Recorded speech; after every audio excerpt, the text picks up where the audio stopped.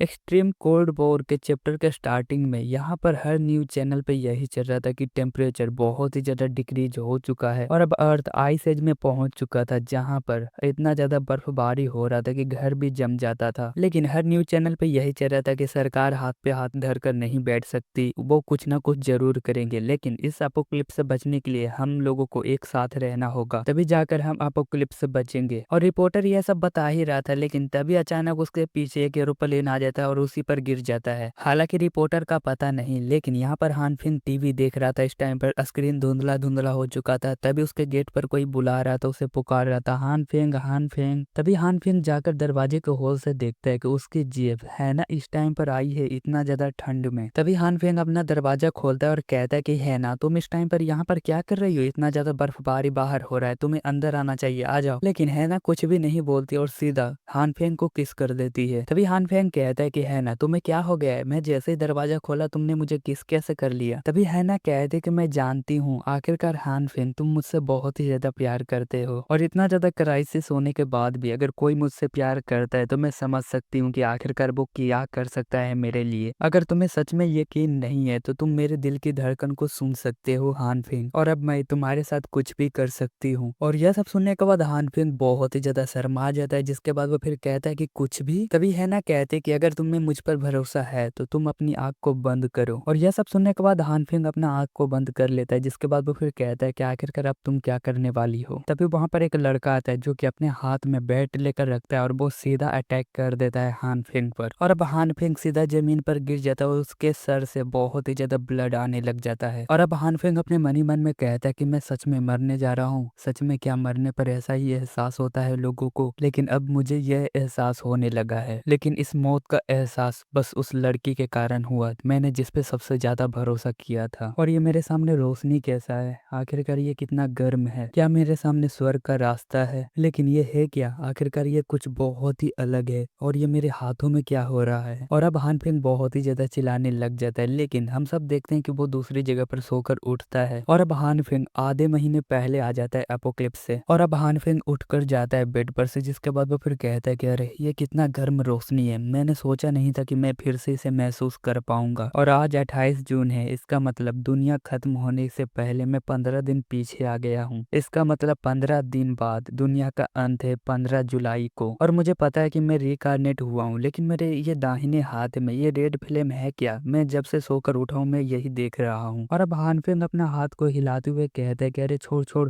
हट हट। तभी हानफिंग चीख देता है, जिसके बाद वो फिर देखता है कि अरे अब ये क्या हुआ, आखिरकार मेरे हाथ में अब ग्रीन लाइट कैसे आ गया, अभी तो रेड था। और अब ग्रीन फ्लेम यहाँ पर और भी बड़ा हो जाता है थोड़ा, जिसके बाद यहाँ पर हानफिंग कहता है कि अरे ये बड़ा हो गया लाइट, मुझे तो पता ही नहीं था, आखिरकार ये मेरे पास रोशनी कैसा है यार, मुझे पता लग जाए आखिरकार ये है क्या, मेरा पीछा छोड़ दे। तभी हानफिंग कहता है कि अरे मेरे हाथों में तो बहुत ही ज्यादा ग्रीन लाइट बढ़ गया था और बहुत ज्यादा रोशनी कर रहा था, लेकिन ये कम कैसे हो गया। और यह सब कहने के बाद हानफिंग जाकर सोफे पर बैठ जाता है, जिसके बाद वो फिर कहता है कि अरे ये क्या है, आखिरकार मुझे अचानक ऐसा क्यों लगा कि मैं जैसे गिरने वाला हूँ, आखिरकार मेरे हाथों में ये ग्रीन लाइट का कारण क्या है, मुझे बस पता लग जाए। और अब हानफिंग अपने हाथों को हिलाते हुए कहता है कि ग्रीन लाइट मेरा पीछा छोड़ दे, ये क्या बदतमीजी है, अरे छोड़ छोड़। और इस टाइम पे हानफिंग अपने मन ही मन में कहता है कि हाँ मैंने देखा है बहुत सारे कॉमिक में कि यहाँ पर जब भी रिकार्नेशन होता है हीरो तो उसके पास पावर्स आ जाते हैं। और अब हानफिंग अपनी एबिलिटी को चेक करने के लिए वो जल्दी से अपने हाथों में एक खंजर ले लेता है और फिर वो हीरो की तरह खड़ा हो जाता है, जिसके बाद वो फिर कहता है कि अरे यार ये मेरे साथ कुछ हो क्यों नहीं रहा है, क्या मैं हीरो नहीं हूँ। तभी हानफिंग का पेट बोलने लग जाता है, जिसके बाद वो फिर कहता है कि अरे यार मुझे इतना जल्दी भूख भी लग गया। और अब हानफिंग जैसे ही अपना फ्रिज खोलता है वो देखता है कि अरे मेरे फ्रिज में खाना ही नहीं है। और अब हानफिंग अपने मन ही मन में कहता है कि ये ठीक नहीं है, अगर मैं कुछ भी नहीं खाता हूँ तो मैं बेहोश हो जाऊंगा, मुझे पता है। तभी हानफिंग देखता है कि टेबल पे सोयाबीन रखा हुआ है। और अब हानफिंग सोफे पर बैठ जाता है, जिसके बाद वो डब्बे को खोलता है और कहता है कि अरे नहीं ये तो सोयाबीन है जो कि तला हुआ है, लेकिन मुझे पता है कि मेरा इससे पेट नहीं भरने वाला है, मैं बाद में सुपरमार्केट चला जाऊंगा। और अब हानफिंग नाश्ता करने के लिए सोयाबीन का एक दाना जैसे अपने मुंह में डालता है तभी उसके मुंह में बुम होता है, जिसके बाद उसके मुंह से एक सोयाबीन का एक पौधा निकलता है। और अब हानफिंग उस पौधे को अपने मुंह से जैसे ही निकालता है वो कहता है कि अरे ये तला हुआ सोयाबीन इस पौधे में कैसे बदल गया। और अब यहाँ पर हानफिंग के हाथों में जो ग्रीन फ्लेम हो रहा था वो गायब हो चुका था, जिसके बाद वो अपने मन ही मन में कहता है कि आखिरकार मुझे अभी बहुत ज्यादा थकावट महसूस हो रहा था, लेकिन अब थकावट गायब कैसे हो गया। और अब हानफिंग अपने हाथों को देखता है, जिसके बाद वो फिर कहता है कि अरे ये क्या हुआ, आखिरकार मेरे हाथ से वो ग्रीन लाइट गया कहाँ। तभी हानफिंग देखता है कि अरे इसमें तो सोयाबीन भी इतना जल्दी कैसे आ गया, और क्या यही मेरी एबिलिटी है। लेकिन मैंने खोज लिया है, लेकिन मैं जल्दी से जल्दी और भी ज्यादा इसे इम्प्रूव करूंगा। लेकिन मैं अपनी एबिलिटी को बाद में देखूंगा, पहले मुझे दुनिया खत्म होने वाला है और इसलिए बहुत सारा खाना को इकट्ठा करना ही होगा। और अब हानफिंग सुपरमार्केट के लिए निकल जाता है, जिसके बाद वो रास्ते में अपने मन ही मन में सोचते हुए जा रहा था कि मैं जब रिकार्नेट हुआ तो मेरे दाहिने हाथ में रेड लाइट होने लगा, फिर उसके बाद ग्रीन हो गया, और फिर जैसे जैसे आगे पीछे होता रहा वो लाइट, मेरा धड़कन और भी ज्यादा बढ़ता जा रहा था। और मैंने तला हुआ सोयाबीन खाया तो वो नेचुरल पौधे में चेंज हो गया और उस सोयाबीन को खा सकते हैं आराम से। हालांकि मुझे अभी पूरी तरीके से यह नहीं पता कि मेरी एबिलिटी अभी किस तरह की है। तभी वहां पर कोई आवाज देता है हानफिंग, और इस टाइम पे हानफिंग कहता है कि अरे ये डाइन इस टाइम पे कहाँ से आ गई। तभी है ना कहते कि हानफिंग ये कोइंसिडेंस है, आखिरकार हम दोनों एक दूसरे के लिए ही तो बने हैं। तुम भी कुछ खरीदने के लिए जा रहे हो लेकिन हम दोनों मिल गए।